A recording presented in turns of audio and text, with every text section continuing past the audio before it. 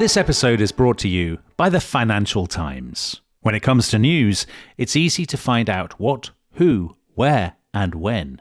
But why is harder. FT journalism goes deeper to help you see the whole story and understand the issues that matter. Why did it happen? Why is it important? Why will it matter? Listeners to The Rest is History can save over 40% on an annual digital subscription to the Financial Times by visiting ft.com/history. For the why, Financial Times. This is an advertisement by BetterHelp. January arrives with a sense of expectation and change. But real change is rarely loud or dramatic. It's noticing what no longer needs to be there. Thoughts you keep turning over even when they're not helping. And when you live with those long enough, they can start to feel normal until you pause and see them more clearly. That's where perspective helps. Not fixing yourself, just creating space to understand what's been weighing you down. Therapy can offer that space, a clearer view of your own patterns and what's worth holding on to. BetterHelp makes starting straightforward. You answer a few questions and they match you with a qualified therapist. If it doesn't feel right, you can switch at any time. Whether you're into New Year's resolutions or not, working to better yourself is something everyone should do. And you don't even need to bulldoze your life to do it. Simply use BetterHelp. BetterHelp makes it easy to get matched online with a qualified therapist. Sign up and get 10% off at betterhelp.com/restishistory. That's better, HELP.com/restishistory. This podcast is brought to you by Carvana. Car shopping shouldn't feel like preparing for a marathon of paperwork. That's why Carvana makes buying and financing your car easy. From start to finish, search thousands of vehicles with great prices. All online, all on your time. And when you're ready, your new car shows up right at your door. It doesn't get better than that. Buy your car the easy way on Carvana. Delivery fees may apply.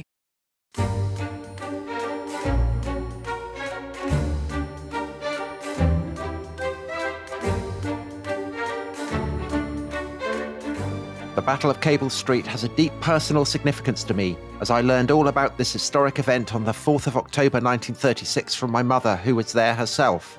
84 years ago, she stood alongside many others, and later recalled how tens of thousands of people from an incredibly diverse range of community organisations, faith groups, trade unions, the Labour Party, left-wing groups and others had come together against the planned march by Oswald Mosley's Union of British Fascists and those police guarding it through a heavily Jewish neighbourhood. Communities joined together to support each other with one simple aim: to stop the fascists from marching through the East End, and determinedly say they wouldn't let them pass. Those who stood there in Cable Street all those years ago did so as an act of defiance and an act of principle, and we walk in their shadow. That, Dominic, was Jeremy Corbyn, the late leader of the Labour Party, writing in the Morning Star on the 1st of October 2020 about one of the mythic episodes in the history of the Labour Party and the history of anti-fascism, what's come to be called the Battle of Cable Street, when, as Jeremy Corbyn put it, left-wing groups and others came together against the planned march by Oswald Mosley's Union of British Fascists through the East End. I'm sure you're going to tell me that this is a hugely mythologized event. Well, who am I to argue with Jeremy Corbyn? Because it wouldn't really be an episode of The Rest of History if a famous episode doesn't turn out to be mythologized. But this is the third episode of our series on British fascism, the history of British fascism in the 20s and 30s. And we left Oswald Mosley at the end of episode 2 pretty down on his luck. I mean, he'd had a kind of spectacular start. He'd been filling out Olympia Stadium in Kensington, but lots of violence there, and people start to withdraw their support. And it looks as though the British Union of Fascists is going into a decline. It's no sooner arrived than it seems to be departing. Yeah. So what happens next? Between that? Yeah, what happens next? How do we get to Cable Street? What's going on? Fill us in. Well, first of all, hello, everybody. And I will say, Tom, I wondered whether you would get a good impression out of that Jeremy Corbyn quotation, because Jeremy Corbyn is a hard man to do. What did you think of it? But I thought it was very good. Oh, thanks. And what you captured, there is a slight nasal quality to Jeremy Corbyn's voice, but also what you captured is his unusual trick of shouting at random words in the middle of a sentence. Yes.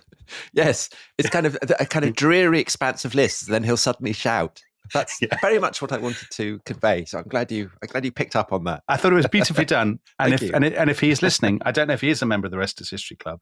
I'd be quite surprised. But if he is listening, he should get in touch and let us know how much he's enjoyed it.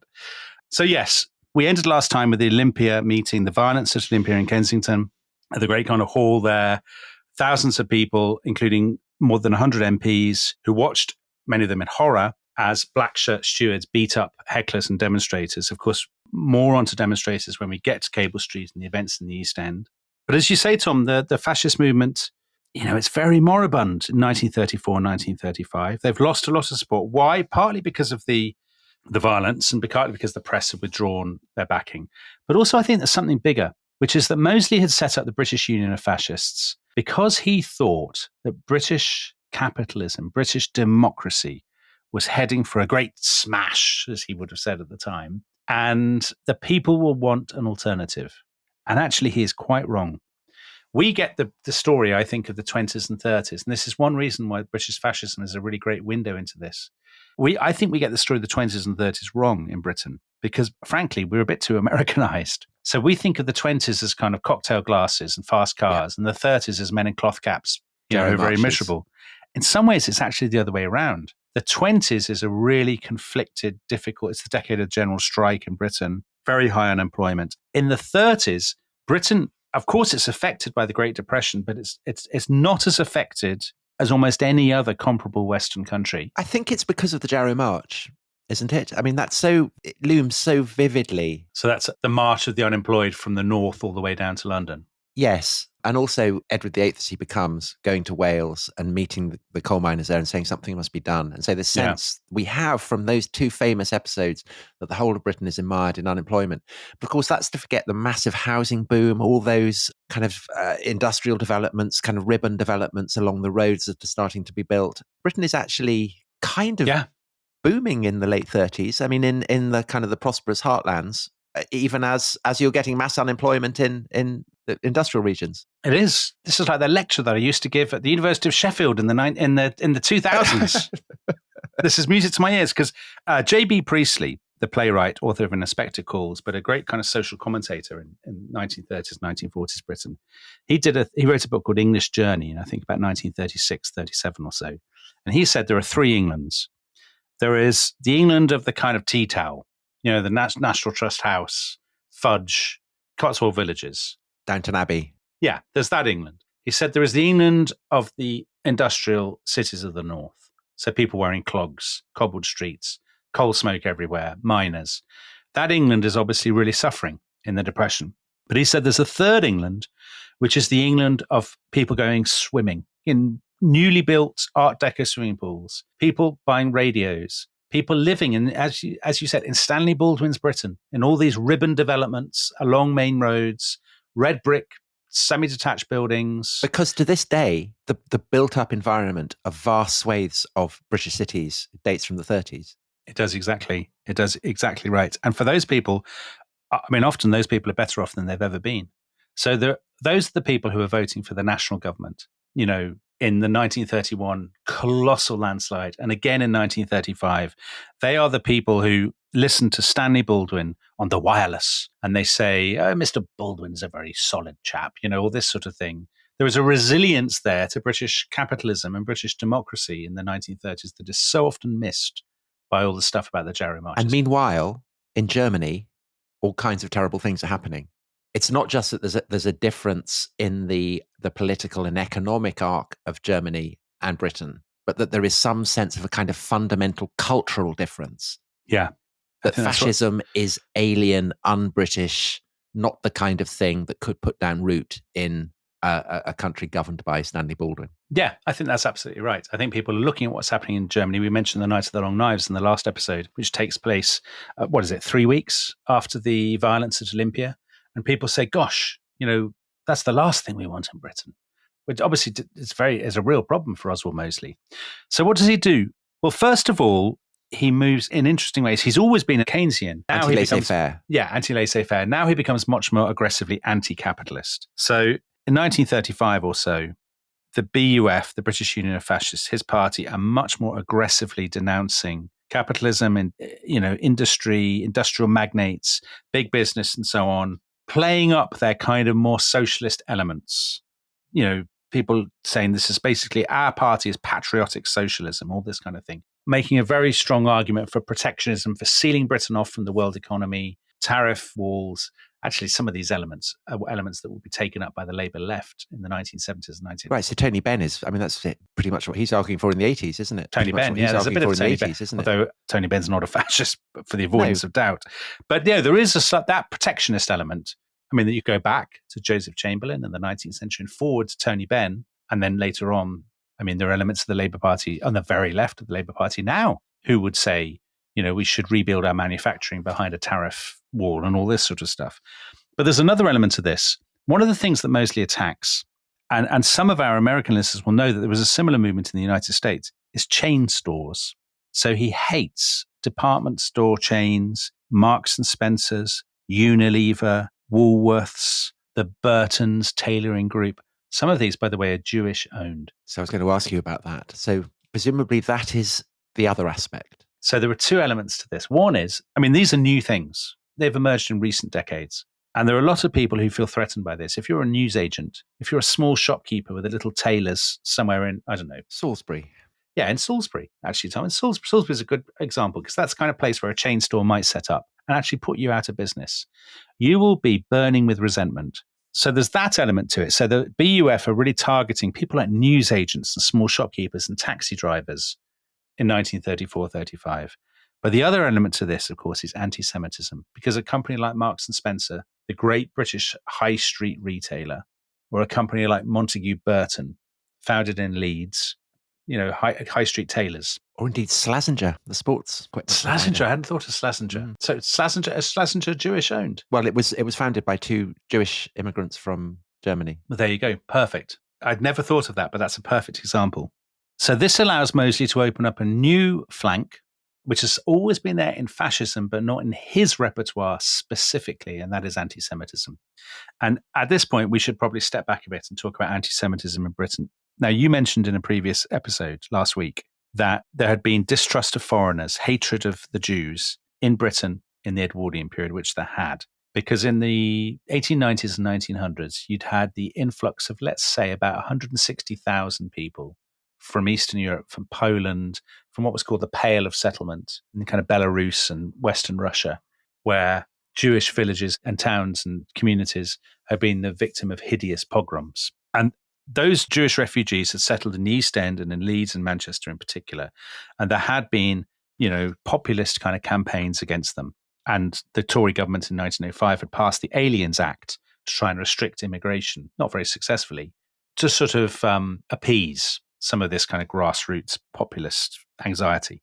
Jewish people in Britain were pretty well integrated by and large. And in fact, some Jewish Britons were very well integrated to the extent that they were part of the circle of King Edward VII before the First World War.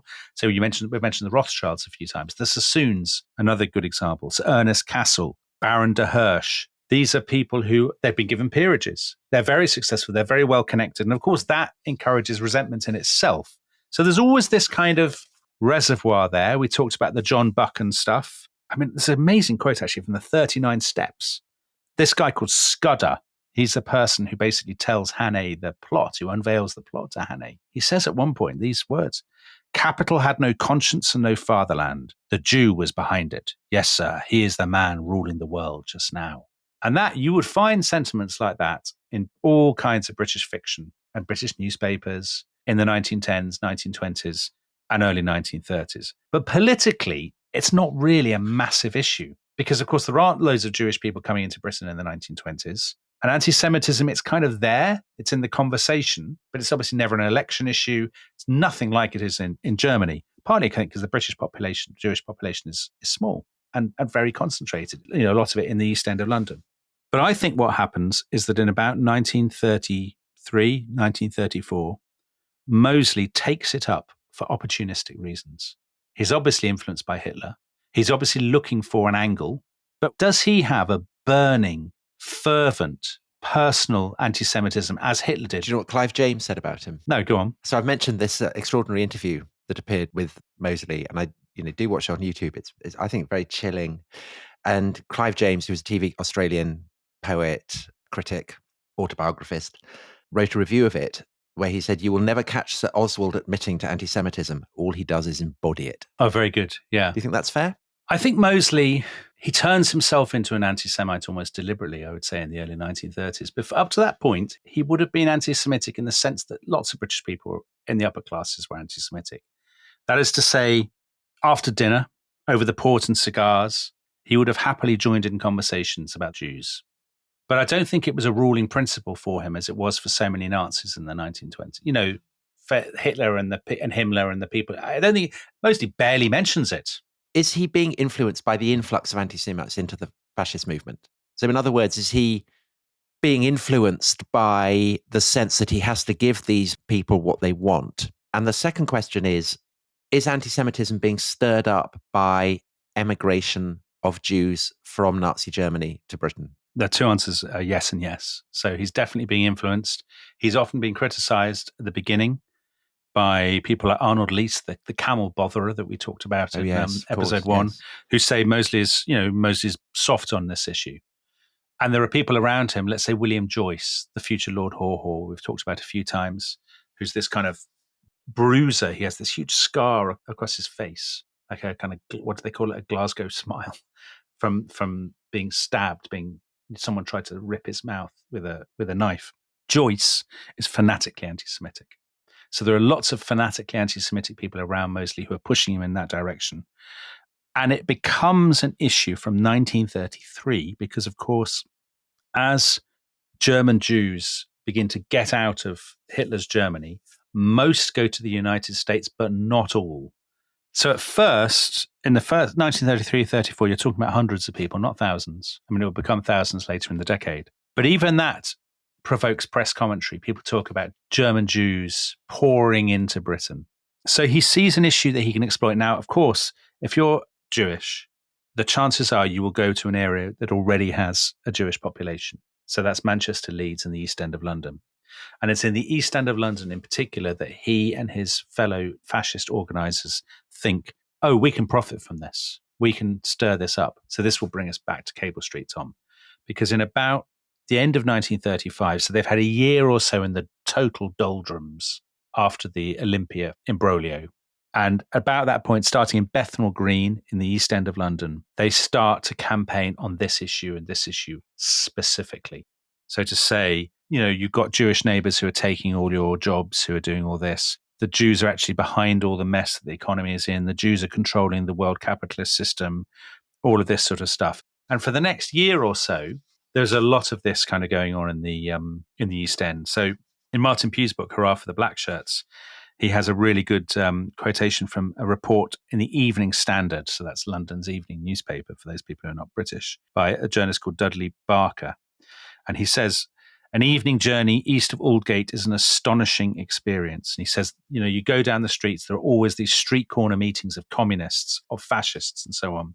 And the meetings are generally orderly, but he says, leading down from the main streets to the deserted side streets where the much discussed terror by night is said to stalk, and where stories are told of safety razor blades stuck in potatoes and apples, or the peaks of caps, or bits of piping, lengths of railing torn from the house fronts, and knuckle dusters, knives, and hobnail boots used as weapons against the partisans who wander into opposition territories. So there's a sort of sense of, you know, these are very poor areas of London where the communists and the British Union of Fascists are competing among the same groups of people often. And there's an echo there of Berlin. Yeah. Pre-Nazi Berlin. Exactly. So red Berlin, but the brown shirts are moving in. Exactly right. Yeah, that's exactly it, Tom. I think there is an echo. But it's so local. I mean, it's never on the same scale, obviously. And it's so localized. And it's against the backdrop, as you said, of Stanley Baldwin's Britain, where basically in Northampton, this is not going on. And this is the context for this much mythologized moment that Jeremy Corbyn took us so beautifully in with in his article at the Morning Star, which is the Battle of Cable Street in October, the 4th of October. So Mosley decides he will bring this campaign to a peak by launching a march through the East End of London. You could not conceive of something more inflammatory, more likely to provoke violence. Of course, he wants it to be inflammatory. He wants to get the headlines. 77,000 people signed a petition to the Home Secretary saying ban the march. The Home Secretary says, no, we don't ban marches in Britain. We're a country of free speech, of liberty. Political parties are free to march. So people who are opposed to Mosley say, we will stop him, we will block him. And their slogan, which is borrowed from the Spanish Republicans, the Spanish Republican slogan in the Civil War is no pasarán, and they say they shall not pass. So on the 4th of October, Mosley pitches up. He's got 3,000 black shirts. And as they approach the East End, there are, who knows, 100,000? 200,000, maybe even 300,000. I mean, generally, when people estimate crowds, they massively overestimate them. Let's say 100,000 people blocking the streets. And who are they, apart from being Jeremy Corbyn's mum? Jeremy Corbyn never talks about it, of course. They are communists in large part. So the British Communist Party has really... And Jews, presumably? Yes, of course, Jewish groups. So if you are a politically active Jewish Briton living in East London, this is your moment. This is your chance to make a stand.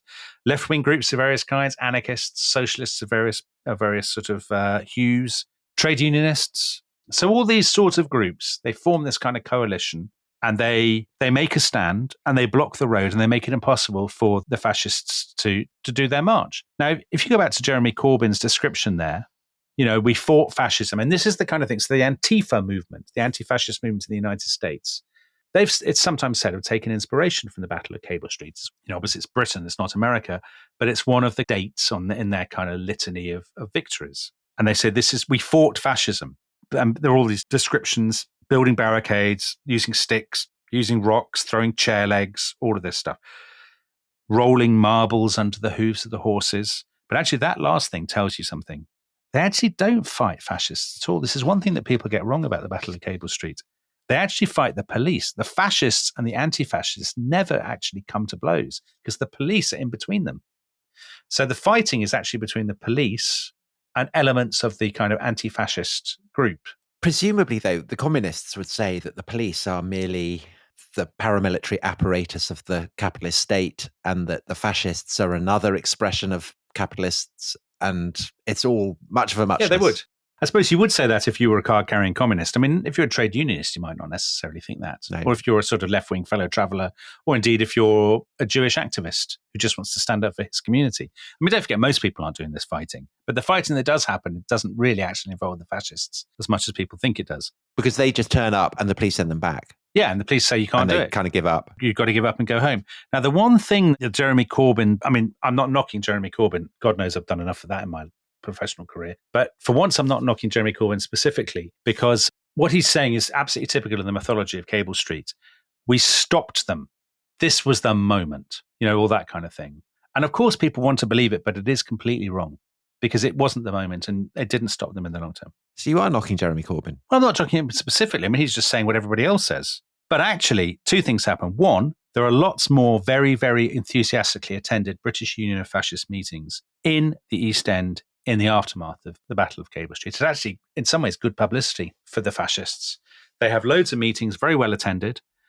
The other thing, Special Branch, who are monitoring them, for those people who are not British, that's a sort of specialist element of Scotland Yard. They estimated that actually the London membership of the British Union of Fascists went up after the Battle of Cable Street. It actually attracted people to join them.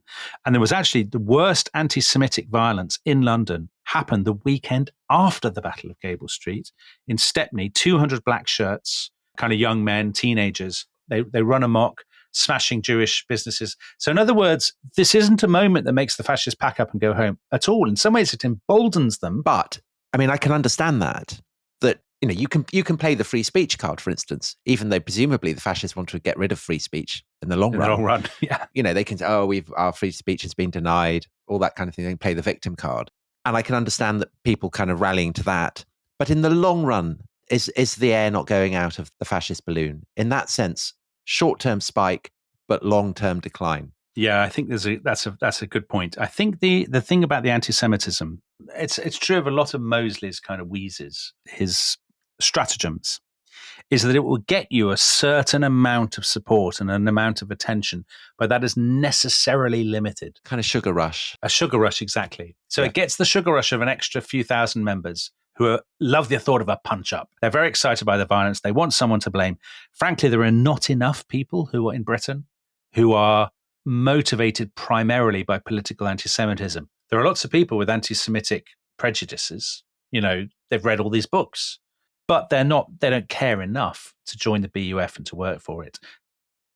But presumably also, you know, this is happening in what, 1936? Yes. In the years that follow, in Germany, the Nazi harassment and persecution of the Jews is becoming more and more obvious. Yes. And isn't there a sense in Britain that, I mean, I know obviously Britain doesn't go to war to defend the Jews. I mean, that's clearly not the case.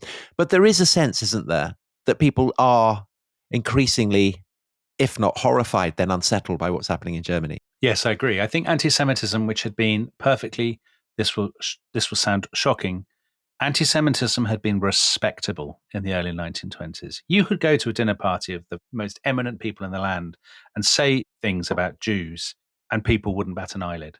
I think by the late 1930s, by association with Nazism and what's been happening in Germany, there is a sense that it is much more toxic. Yeah, because, I mean, spoiler for the next episode, but Unity Mitford, yeah, she's very overt about her anti-Semitism, and this causes her family huge embarrassment, and it is seen as being unacceptable. And if you wanted to make another point about Cable Street, Tom, you could say that it's actually demonstrations like that help to toxify it. Yeah, you know, that actually it requires people to stand up and to say this is not acceptable. I think so. So I think in that sense, Jeremy Corbyn isn't wrong to say that it you know, they took a stand. Yeah, well, I mean, this podcast has been crafted, Tom, as a way of Corbyn washing ourselves. So on that note, let's take a break. Very unexpected on the rest is history. And when we come back, let's look at the build up to the war and what happens to the fascists in Britain during the phony war and then after. Splendid. This episode is brought to you by Rocket Money. Tom, we often talk about how to organise our finances. I'm very conscious that I'm paying for a lot of mad subscriptions. And there's one thing that we've talked about often on this show. It's the thing that we probably hate more than any other, and it's a hidden fee. I would love to get my finances under control. There are all these things piling up on our bank statements, and I think I need to fix this problem. I need to sort this out and to stop this. I mean, my finances are so chaotic that I need this app. So I'll tell you what it is. It's called Rocket Money. It's a personal finance app that helps find and cancel your unwanted subscriptions. It monitors your spending and it helps to lower your bills so that you can grow your savings. With Rocket Money, you can track all of your subscriptions and you can easily cancel within the app with just a few taps, saving you time, avoiding charges. And you can also set budgets and goals and get personalized insights and regular reports to track how you're doing. They will even send you real-time alerts for large transactions, upcoming bills, refunds, and even low balances. So let Rocket Money help you reach your financial goals faster. Join at rocketmoney.com/ishistory. That's rocketmoney.com/ishistory. rocketmoney.com/ishistory. This episode is brought to you by the Financial Times. I think we both agree, Dominic, that in the clamour of countless voices competing to break the news and telling you the what, the who, and the where on these stories, there's often something missing, isn't there? There is, Tom, because I think to get a true understanding of any story, you really need to know why. Take FT journalism. It goes deeper, providing the insight, analysis, and perspective to help you see the whole story and truly understand the issues that matter. Why did it happen? Why is it important? And why will it matter? I've got a brilliant example. So they had an article recently, a fascinating article about why populism became popular. And this Financial Times article absolutely delved into that. It was so interesting. And does it nail it?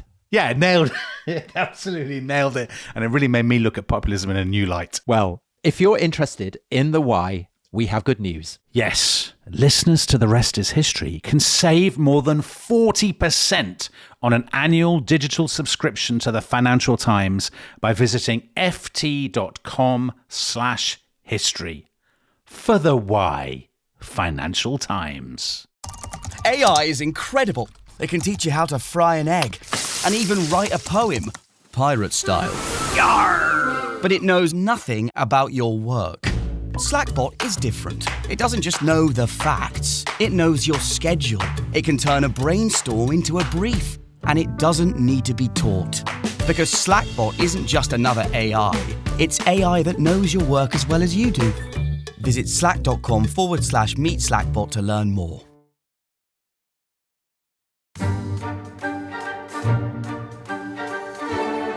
Hello, welcome back to The Rest is History. We're continuing our series on British fascism, and the Battle of Cable Street has been fought and won by the anti-fascists. Dominic, the storm clouds of war are darkening over Europe. Love a storm cloud of war. So we are coming to appeasement and the build up to war and then the outbreak of war. What is the role of the fascists in this in Britain? So the fascinating thing about this is, whereas of course we associate fascism with militarism and with aggressive nationalism and with basically wanting to invade and conquer, British fascism is the peace party in the late 1930s. It's the party of ultra appeasement. It is the party that says we shouldn't go to war over Poland. But actually, one thing we've quickly skipped over that we should just make a nod to is there is one crisis that the fascists could conceivably have hoped to profit from, and that is the abdication crisis of 1936. So the most prominent person that people have sometimes pointed a finger at and said, could this person have been a fascist, is the King, Edward VIII, who reigns from January 1936 to December 1936. He knew Mosley. He had met Mosley in 1935, so when Mosley was leader of the British Union of Fascists, and had talked to him about fascism and said, what are you up to? What are you interested in? Edward VIII, he is of that generation. He is one of those people who chafes at the old men, who says, you mentioned him earlier, Tom, saying something must be done. He's impatient. He's mercurial. He's quite, he has a taste for married women. He's actually quite Mosley-like, isn't he? He's not a Nazi. Sometimes it's sort of said, he was a Nazi. He wasn't a Nazi, but he is sympathetic to German aristocrats and people like that, and ambassadors and dignitaries and things, who say to him, we've been very hard done by. We just want to kind of regain our pride and all that sort of thing. And actually, that's one of the things that makes Stanley Baldwin distrust Edward VIII and think he's going to be very unreliable as king. We're going to have to watch him. Then when the Wallace Simpson thing blows up, the abdication, I'm sure one day we'll do an episode about the abdication crisis because it's perennially fascinating to people. So this is the Meghan of the 1930s. The Meghan moment when he decides he wants to get it on with an American divorcee, Wallace Simpson. And Baldwin says to him, the Prime Minister says, you're going to have to choose between the Crown and the American divorcee. Mosley campaigns for the king. So there are stories as Winston Churchill does, of course. Yes, actually, so it's an interesting moment of alignment between the British Union of Fascists and Winston Churchill. They're both of the King's Party, as it was kind of called. So the BUF actually pay for a loudspeaker van to go up and down Whitehall, broadcasting, "Stand by the King. That is the message of Mosley in this time of crisis." And there's a story that will appeal to our Rest is History guest, Dan Jackson, a man who loves a bit of Newcastle history. So Newcastle upon Tyne, blackshirts jog around the city, giving out leaflets and chanting 2468, the king must not abdicate. But he does abdicate. And so off he goes. And actually, he's then not part of the equation. And actually, this doesn't really win Mosley much extra support, which is a much better issue for him. And it's a really good issue for him. This is the shocking and surprising thing for many listeners, I imagine, is the thing about peace with Germany and no to war. So as the storm clouds gather, Tom, the more they gather, the more he hammers home the war issue. Well, it's an anti-war coalition, isn't it? Yeah, stop the war. It's a stop the war coalition. This is a very Jeremy Corbyn themed episode. So they say, absolutely no war for Eastern Europe. In 2 years, their support goes from 6,000 members to about 30,000 members. So a five-fold increase by 1939 on this issue. They say the Tories and Labour are warmongers. We will revise the Treaty of Versailles. Appeasement has not gone far enough. All of this kind of thing.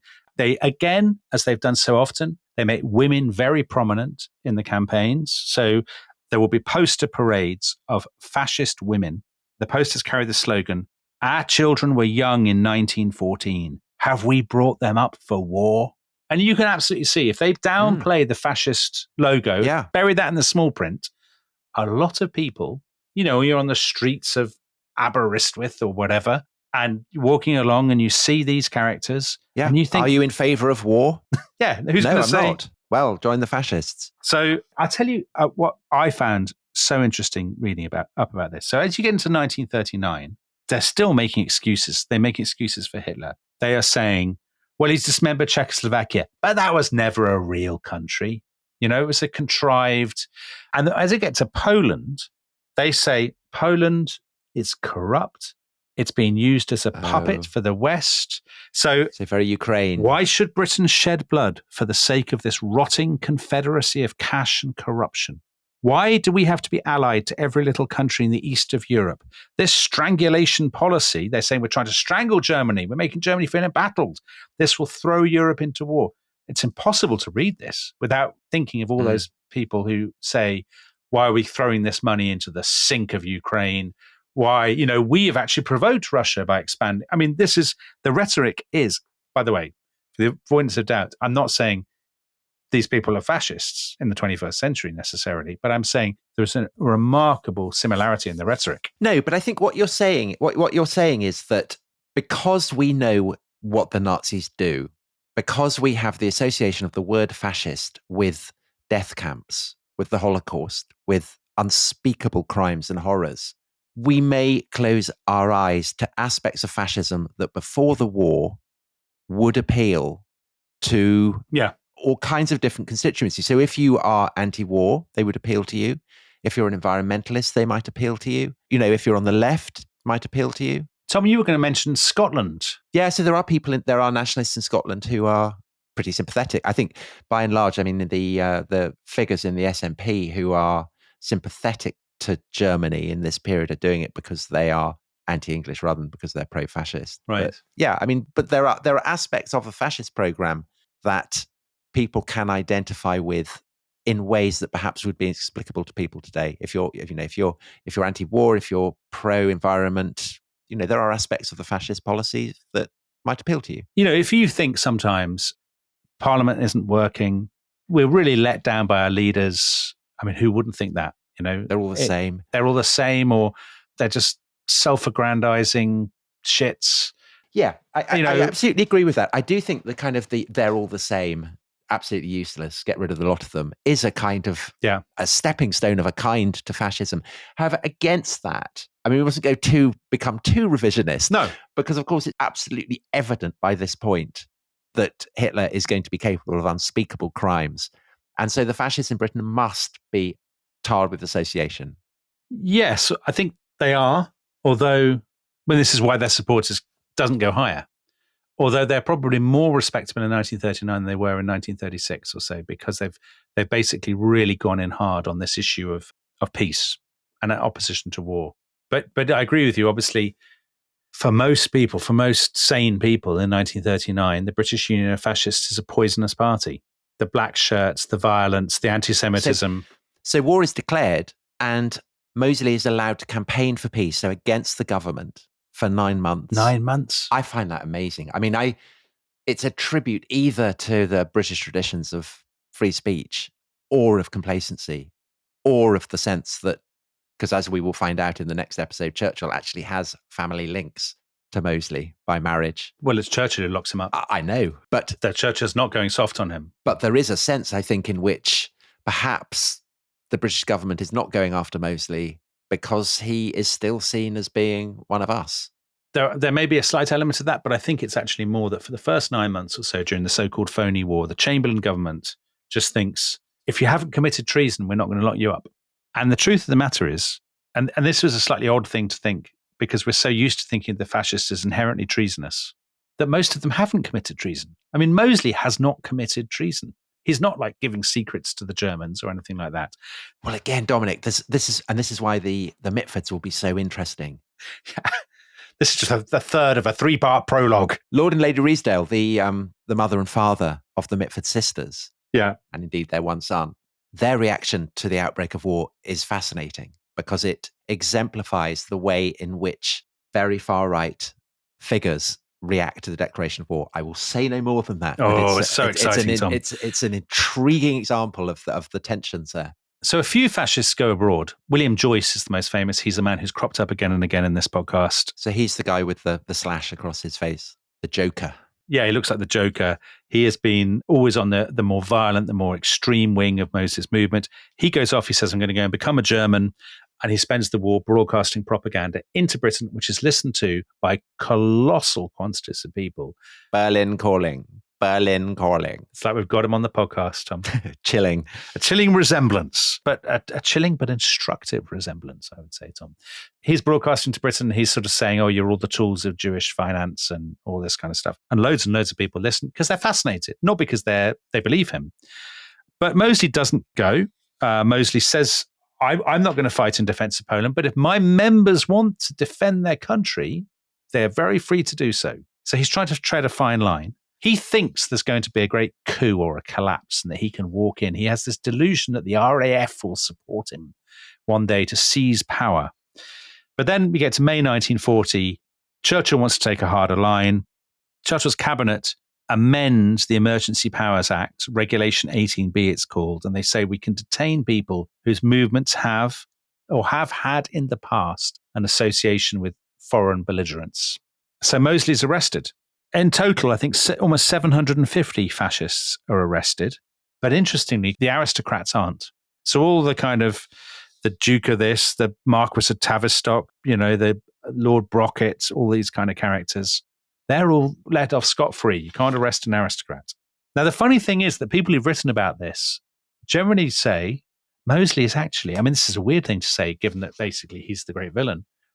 He's actually a bit hard done by because he wasn't actually a traitor. He'd been to Germany. He was always more drawn to Italy and to Mussolini than he was to Hitler. But there's no evidence that he has been supporting Germany in the Second World War or giving them any information or giving them any help or well, Dominic, unless his wife, his sister-in-law, perhaps. We'll touch on this in our next episode. But Tom, you're not imprisoned because of what your wife and your sister-in-law have done. Well, you might be in a national emergency. Well, exactly, in a national emergency. So there's some argument that Churchill does this to frighten the Americans. So that Churchill insists on this being done because he wants to promote, there's a new start after Chamberlain has gone, more dynamic leadership. And that actually he wants to say, look, we have this terrible fifth column in Britain. Well, yes, because he does say, doesn't he, that if the Germans occupy Britain, then probably they'll set up some Vichy-type government run by Mosley. Yeah, that's probably not true. It would have been Lloyd George or someone like that. Exactly. So had the Germans arrived in Britain, I think there are a couple of possibilities. One is they pick a sort of a weedy, tweedy kind of Tory. Lord Halifax. The other is they go for a more Marshal Pétain kind of scenario, in which case Lloyd George does seem like the obvious person. Lloyd George, who'd certain sympathies with Hitler. Well, early in Hitler's rise to power, he had. Yeah, Lloyd George, who had sometimes said, suspicious things. Lloyd George, who of course, had been perfectly happy to work with the Conservatives in the First World War, had flogged all his peerages, had been very corrupt. It's possible to see a scenario in which Lloyd George thinks I'm the savior of my country. I will put us back together. I will do what has to be done, all that kind of thing. Anyway, I think it is unlikely that Mosley would have been, it's not impossible. Quisling in Norway. Anyway. But the thing is that actually Hitler doesn't really respect Mosley. Yes. He sees him as a loser. However, Dominic, there are people in Mosley's immediate family circle on whom Hitler is considerably keener. Right. And this is another trailer for your next episode. In our next episode, we will look at two of those in particular. One of them, Diana, Lady Mosley, who had been Diana Mitford, is his wife. And the other, Unity Mitford, is his sister-in-law. And they get up very close to Hitler. Unity, perhaps exceptionally close to Hitler. And so in our final episode, Dominic, we will be looking at the Mitfords specifically and seeing what kind of mirror they hold up. Tom, I find it absolutely bizarre that in all the episodes we've done in the rest is history, the one that you've put more effort into is the Mitfords. More than Gladiators, more than the Rubicon, more than Muhammad, more than all your other enthusiasm, more than dinosaurs, Tom. Who would have thought it? and all you care about is the Mitfords. I'm just teeing it up because I think it is a brilliant way to look at what is going on in the relationship of British fascists and the Nazis and Hitler specifically. And then into the war, what happens to not just Mosley, but to his wife, and then what happens to the fascists during the war, after the war, and how British fascism is remembered and commemorated right the way up to the present day. Tom, I don't want to upset you, but Theo, our producer, says that your episode on the Mitford sounds way more fun, he writes, than all the other episodes you've done in the rest of his history. Well, I'm not entirely going to disagree with that. I think it is. I mean, it is an amazing story. I know that lots and lots of people will be familiar with the story, but if you're not, it's an incredible way, I think, to finish off this series on British fascism. So we leave Oswald Mosley. He and the male fascists, where are they all put? They're all put in Brixton. In Brixton. The women are generally sent to Holloway. Some of them go on hunger strike. Most of them are actually released by 1942, but Mosley is still there. So we'll leave him there, Tom, in prison behind bars. British fascism has been dissipated. It's completely lost its momentum because, of course, Britain is now fighting a great crusade against international fascism. But we will return in a few minutes for those of you who are members of our own club. I don't know where I was going to go with that. I considered for a moment embarking on a very risky parallel. No, don't. And then I thought, no, I won't. If you're part of our great Cable Street anti-fascist movement, the Rest is History Club, then you can listen to Tom talking about the Mitfords. It's going to be such fun. You're just doing it for that impersonation, aren't you? Tragic. But also, I think you have a long-established tendresse for kind of... very, very posh women. Yeah. Horsey women. No, they're not horsey. Are they not horsey? I bet they ride, don't they? Yeah, of course they ride, but they're not. Well, we will discuss. Okay. Well, so if you're not a member of the Rest is History Club, if you're not joining us on the barricades at Cable Street, if you are off in your suburban semi-detached house listening to Stanley Baldwin on the wireless, we will be back for you on Thursday with the crowning moment, not just in this series, but as far as Tom Holland is concerned, in his entire professional career, as he talks us through the story of the Mitfords, the women who loved Hitler. What are you going to call it? The girl who stalked Hitler. I mean, the headlines write themselves. Okay, jolly good. We'll see you next time. Bye-bye. Bye-bye.